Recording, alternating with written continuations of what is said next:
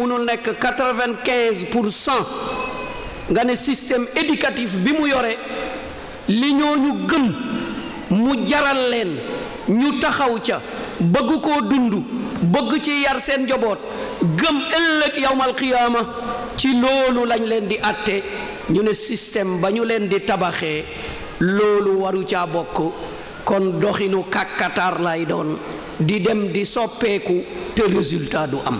programme bi ñu teg ci suñu kanam mooy programme Sénégal na dem ci kanam, Sénégal na dem ci kanam, Sénégal na baax, Sénégal na déggoo. loolu naka lay mënee am biduni sidqin wa adlin wa tadhiyatin wa imanin bil masalihil amma wa hifaziha wa tadhiyatu li ibqaiha wa islahiha. kon naka lay nekkee Sénégal boobu dem ci kanam fee gëmaguñu dëgg maandu sàmm li nga xam ne mooy intérêt public, sàmm ko aar ko jiital ko ci sa intérêt yow bopp. kon loolu la ñu gis ne système éducatif bi nga xam ne mooy système islamique loolu lay dal di wone. da ngay fàtte sa bopp pour ñeneen ñi. taxawaay boobu nga xam ne moom la ñu taxawoon borom bi subhanahu wa taala sargal ko ndaxte ñoom la yonent bi sallallahu alayhi wa sallam yaroon. yusiruuna ala anfusihim walaw kaana bihim xasaasa.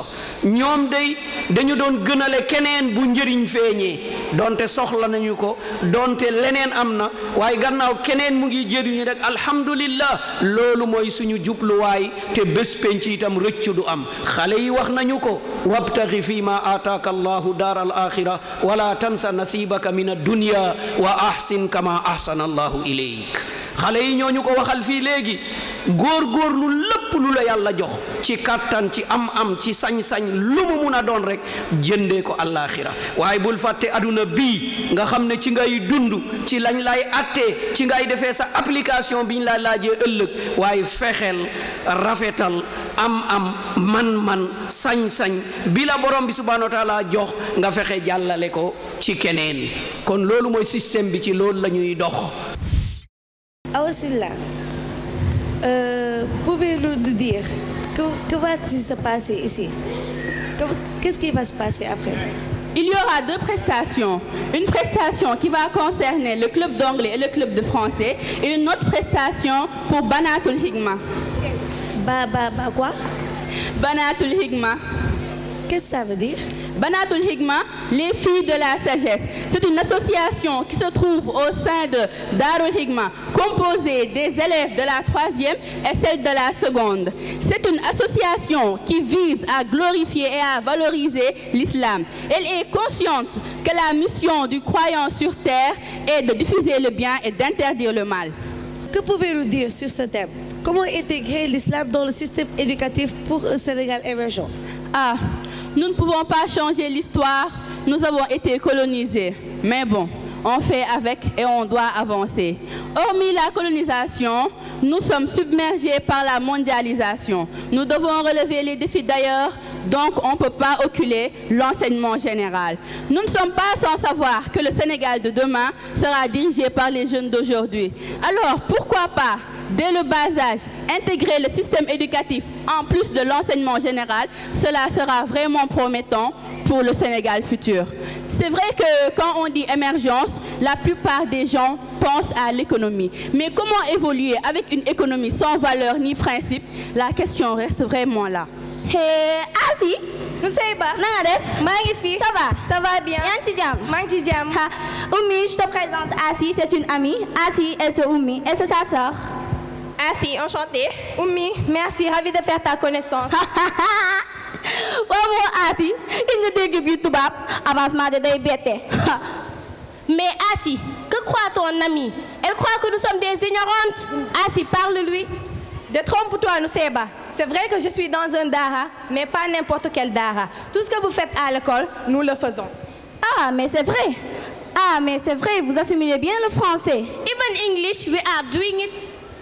Si les sciences se parlaient, j'allais m'exprimer avec, mais malheureusement, ça s'applique. Mais vous me surprenez là. Tout ce qui est savoir, on nous le transmet.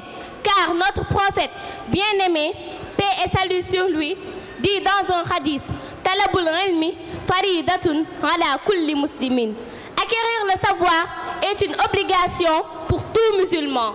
Le prophète sallallahu alayhi wa sallam dit aussi dans un autre hadith, Man salaka tariqan yaltamisu fihi ilman, sahalallahu bihi tariqan ila al-jannah. Celui qui se sacrifie pour le savoir, Allah lui facilitera le chemin du paradis.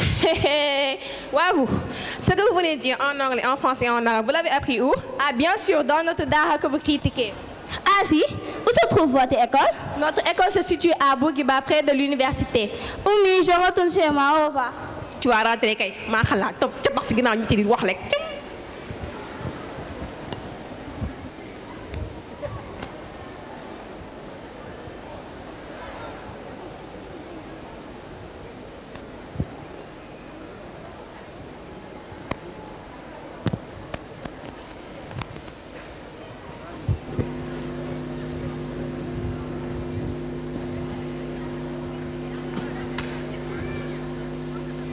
Mais Nusseïba, que fais-tu ici? N'est-ce pas que tu es supposée être à l'école? Mais oui, maman. Et alors, que fais-tu ici? Mais maman, pourquoi ne m'as-tu pas inscrit dans un bon établissement? Est-ce là une question? N'étais-je pas inscrit dans l'un des plus chers établissements?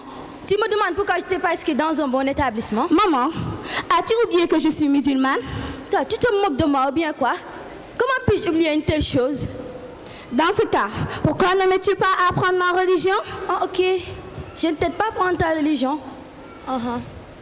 N'est-ce pas que durant les vacances, je t'amène voir Céline Diop pour apprendre ta religion? Et cela ne te suffit pas? Mais maman, cela ne suffit pas. Je veux être dans un établissement où on m'apprendra à la fois ma religion et l'enseignement général. Dans un établissement où on t'apprendra à la fois ta religion et l'enseignement général. Tu sais mieux que moi que ça n'existe pas. Et où as-tu vu une telle école? À Darul Hikma, on peut la voir? À Darul Hikma, ce nom est même bizarre. Moi, je n'ai jamais entendu aucun nom. Tu sais mieux que moi que cela n'existe pas. Et même si ça existait, tu sais mieux que moi c'est difficile. Tu ne pourras pas y participer. Toi, tu n'arrives même pas à assimiler tes leçons avec un seul régime. Tu veux que je t'amène dans un établissement où tu apprendras à la fois ta religion et l'enseignement général. C'est difficile. Difficile. Passe à autre chose.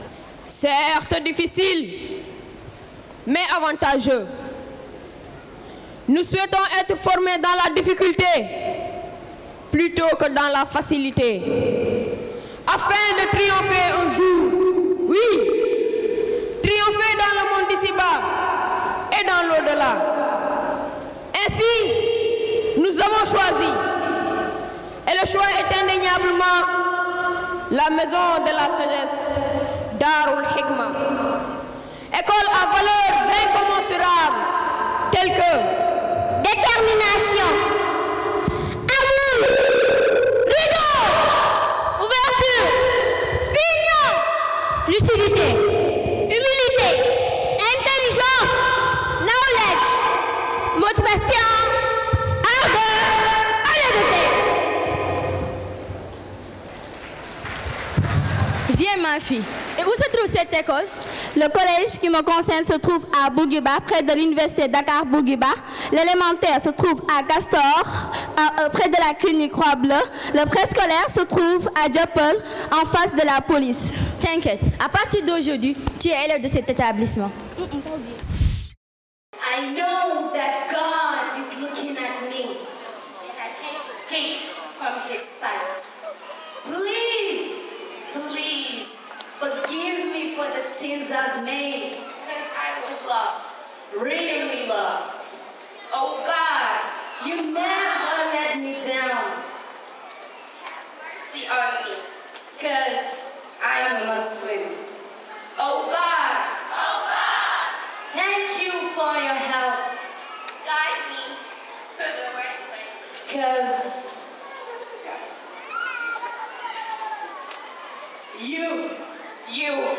only you are our Allah.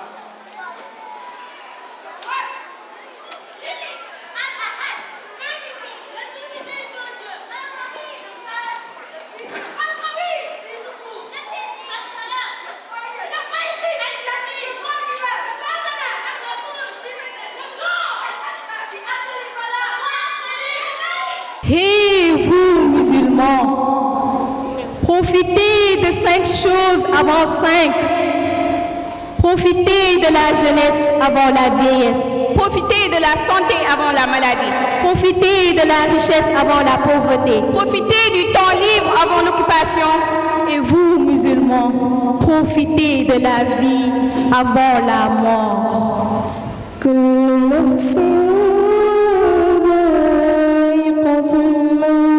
Toute âme qui goûte à la vie goûtera à la mort. Mbokk jullit ñi, bés dina ñëw képp ku ci nekk ci ñun wala wuy ci sa borom. Bés boobu kañ lay ñëw wallaahi xaw ma ko. Yéen ñii fi toog benn ci yéen xamu ko. Bés boobu malaakal mawt na la tiim di wàcc sa ruux te doo si mën dara. Ngay mujjee xool sa yaay mu lay metti, ngay mujjee xool sa papa mu lay metti, ngay mujjee xool say doom, mujjee xool sa jabar wala sa jëkkër. Yaa ngi tàkkalikoo ak ñoom mu metti la te mënoo si dara. Yàlla rek kay buur. Mbokk yi bés boobu ñun ñëpp siy jaar. Amul mag amul ndaw. Wax bu yegg yàlla la neex. Bés boobu du sa alal, du say kër yow, du yére yi nga amoon si àdduna bi, du say oto, du dara du la topp bés boobu.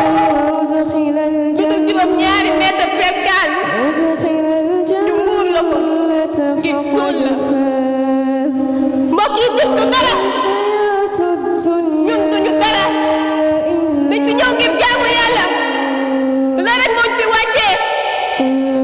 Àdduna bi daf ñuy trompé. Yàlla wax na ko ci Alxuraan. Mbokk yi amatuñu lay ci suñu kanam borom. Lépp dafa leer. La vie est un grand examen. Et un examen qui n'a pas de seconde chance. Examen bii benn yoon nga koy def. Nag benn yoon ngay dund. Nag benn yoon ngay dee. Yow doomu aadama delloo sa xel ci Yàlla. Te xam ne bés boobu mi ngi ñëw. Yow bés boobu si lan la lay fekk. Si lan la lay fekk si gis gi baax wala si gis gi bon. Delloo sa xel ci Yàlla bés boobu mi ngi ñëw. Àdduna bi du dara. Ñun ñëppay dee. Yow jigéen.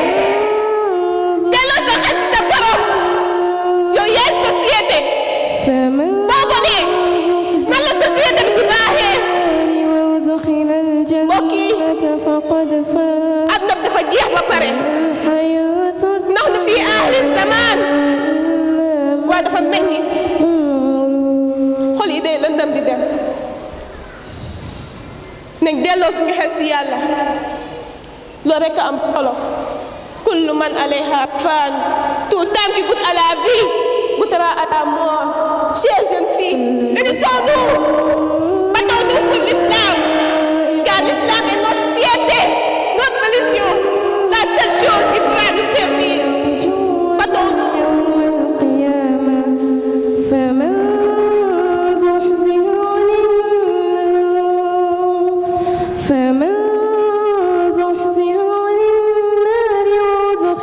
Ne laissez pas Shaitan vous emporter dans le pétrin. Tuez-vous pour la vraie réussite, qui n'est rien d'autre que d'obtenir le pardon d'Allah subhanahu wa ta'ala et d'entrer dans son paradis. Chères autorités, chère élite de ce pays, chers parents, l'école constitue notre seconde famille. L'école bii de Nous y passons la quasi-totalité de notre temps. Elle nous permet d'acquérir un savoir. Savoir-faire, savoir-être, savoir-devenir et savoir-vivre. Il est grand temps de penser à son expansion, de repenser au contenu qu'on y enseigne. Aidez-nous. Et les musulmans de ce pays à apprendre notre religion dans ce milieu. Car la connaissance n'est pas seulement matérielle, mais surtout spirituelle.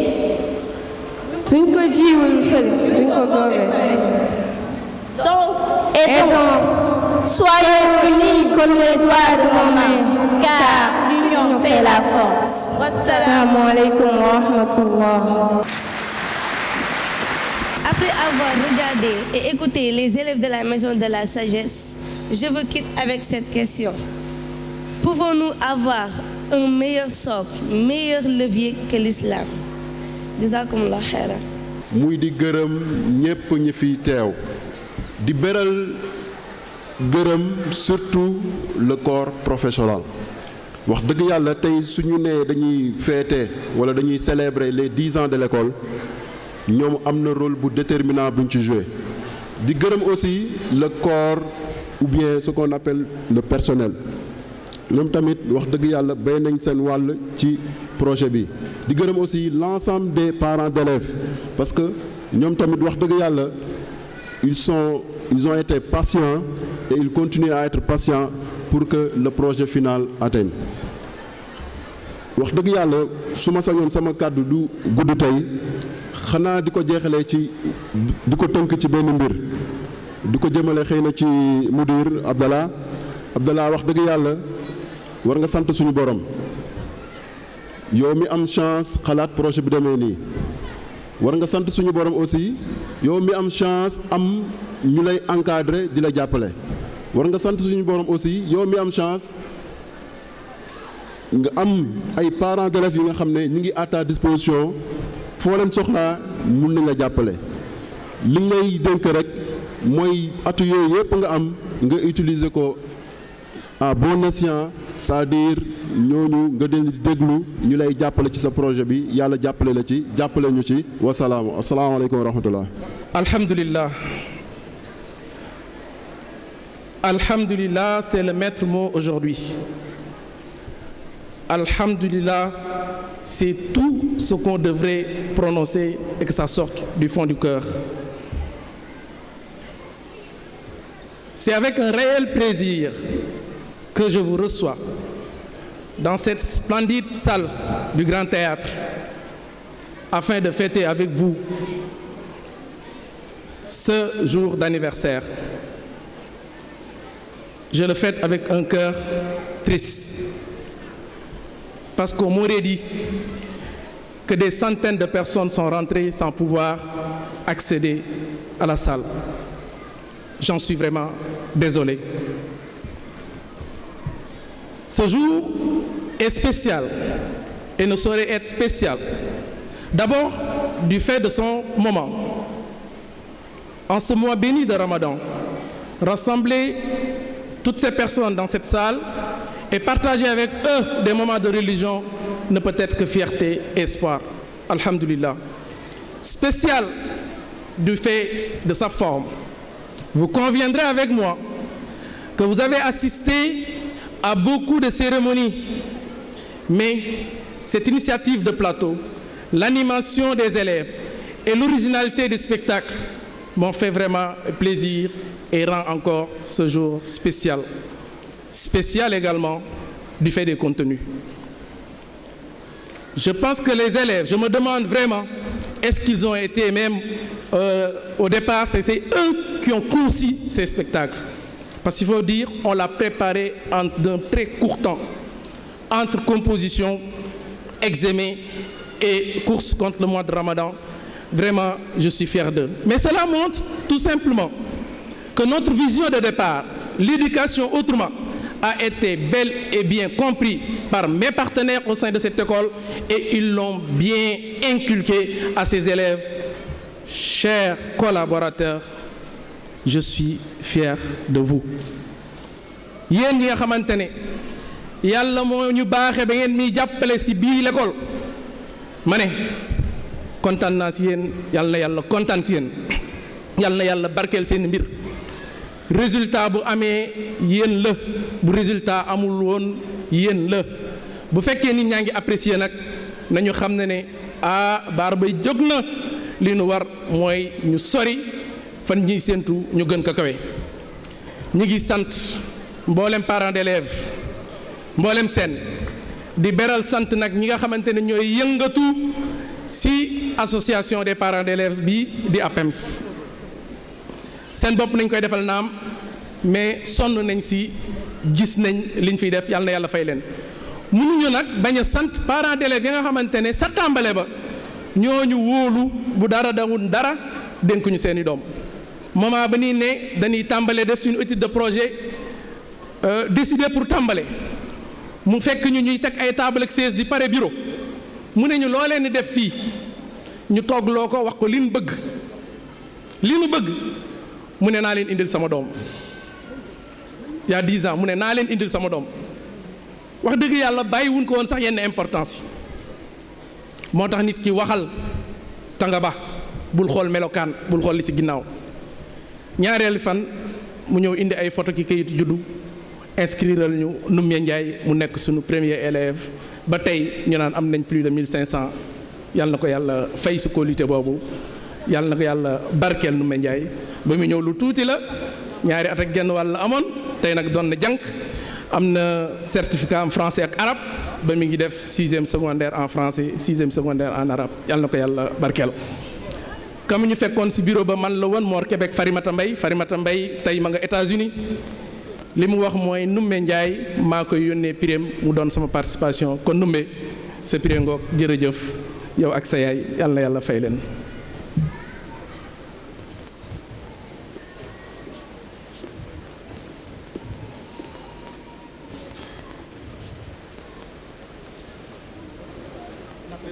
Noumbé jege sil bal leen ma rek wal ma yeneen tout premier inscrit ñu ñëw jege si leen au départ 43 nañu woon ñii am certificat dem ñii mokkal alxuraan dem ñii bàyyi transfert wala def leneen ñii tukki mu des fii benn 12aine yoo xamante ne des ñoo ak ñun xëy na am na benn absent bu fi nekkul ñii boobu ba tey ñu ngi fi sama fierté dëgg mooy ñii rawatina ki nekk la meilleure élève de l'école maa ngi lay jiitu la meilleure élève de l'école avec des moyennes de 18/20 meilleure élève en premier semestre ak deuxième semestre classement général alhamdulilah kenn la ci ñoom naa bàyyi ñeneen ñi découvrir ko kon loolu fierté la ku nekk mënoon nañ yëkkati wax ci moom lu bari am na ci koo xamante ne bi muy ñëw 3 ans la amoon def préscolaire bi mu defee grande section way juróom tamit dugal ko mu def cycle tahfiz ren juróom-benneel atam mu mokkal alxuraan ba tari na mi ngi def CM2 dina jàll dem CM2 dem rek loolu dafay dëggal rek li ñuy wax ne boole diine ak jàng français lu mu nekk la du ma ci dellu ci xale yi wax nañ leen ko wan nañ leen ko te nag alxuraan day jëmal nit ki kanam mais di ko tardel kon ñii li may wax seeni waajur mooy li ma leen bëgg a neexalee amuma ko mais li mënul ñàkk ba mënul ñàkk maa ngi leen di bégloo ne am nañ fi bourse 1 an boo xamante ne dinañ jàng te duñu fay dara année scolaire 2015 2016 maa ngi bégle seen waajur kan ne l'école bi décidé na ñu continuer jàng te duñ ci fay dara yàlla na ko yàlla barkeel jërë ngeen jëf. Mariam Diouf meilleur élève de l'école pour cette année avec une moyenne générale de 18/20 en français et une moyenne de 18/20 en Coran. Mariama Diouf.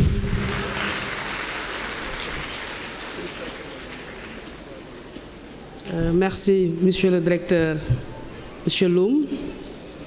Honorables invités, Mesdames, Messieurs, chers enseignants, chers élèves, c'est avec un immense plaisir que je suis venue répondre à l'invitation qui m'a été faite par la Maison de la Sagesse Darul Hikma pour venir participer à cette cérémonie très importante. Entre Madame Mbodj et la maison d'éducation, c'est une longue histoire. Quand je venais d'arriver à l'inspection de l'éducation et de la formation, M. Loum faisait partie des premiers directeurs que j'ai reçus. Il m'a présenté son projet et vraiment j'étais déjà très ravie, très motivée à venir voir ce qui se passait au niveau de la maison de la sagesse. C'est ainsi que nous étions venus plusieurs fois venir voir ce qui s'y passait, ce qu'on était en train de dérouler comme modèle d'éducation, et ça nous a totalement donné satisfaction. C'était un modèle innovant, comme ils l'ont dit, qui parvenait à intégrer aussi bien l'éducation religieuse, le Coran, mais aussi l'enseignement général. C'est une école où on consacre vraiment l'excellence. À travers les résultats que nous avons notés, nous avons cheminé pendant 6 ans, mais c'est une école qui se distingue à travers les résultats scolaires. L'année dernière, je ne cite pas les autres années, mais l'année dernière, c'est une école qui a été première au niveau du BFM. Enseignement général, l'école a pris première au niveau des résultats. Mais également, cette année, on a organisé le BFM Blanc au niveau de la circonscription de Grand Dakar. C'est une école aussi qui s'est distinguée, qui a été aussi classée première au niveau des résultats. Et nous souhaitons que cela soit de même pour ce qui est de l'examen à venir, à savoir le BFM. Pour ce qui est maintenant des résultats au CFE aussi, c'est une école qui s'est toujours distinguée parmi les 3 premiers en termes donc de résultats. Pour dire que c'est une école où on est en train de faire une éducation de qualité et ça nous donne totalement satisfaction. C'est une école vraiment qui fait la fierté du système éducatif sénégalais et pour laquelle on ne pouvait pas ne pas venir magnifier ce qui se fait là-bas, mais aussi témoigner de notre reconnaissance à l'endroit de M. Loum, mais à l'endroit de toute la communauté éducative, donc qui est autour de Grand Dakar, mais aussi autour de l'école Darul Hikma. mbokk yi asalaamaaleykum wa rahmatullah wa barakaatu ci turu président de la République monsieur Macky Sall ak premier ministre monsieur Mouhamed Ibn Abdoulaye Dionne ak turu ministre de l'éducation nationale Serigne Mbaye Thiam ak turu directeur d'inspection de Daara monsieur Babacar Samb di rafetlu initiative bi nga xam ni mbokk yi nga xam ni ñoo ànd ak Serigne Abdoulaye Loum def nañ ko mu nekk benn initiative bu am solo nekk loo xam ni dafay wuyu mbir moo xam ni mënees na ko tuddee ni càkkutéefu askan bi la ndax mooy comme ni mu ko tuddee éducation autrement mooy ni fexe ba li nga xam ni moom la waa réew mi gëm te mooy seen njàngum diine ñu fexe ba bàyyi ko xel liñ fi gis tey ak prestation yi nga xam ne xale yi def nañ ko nekk na lu rafet nekk na lu daw yaram nekk na lu sedd xolu bépp waajur jàpp naa ni lu ñu war a yaatal la di ñaan borom bi subhaanahu wa taala mu gën leen a jàppale te xam ni it sénégalais yi ñu ngi ci seen gannaaw danañ leen jàppale waaye gouvernement bi it mi ngi ci seen ginnaaw dañ leen jàppale di ñaan yàlla defal ñu tawfeex defal leen ko wasalaamaaleykum wa rahmatullahi wa barakaatu.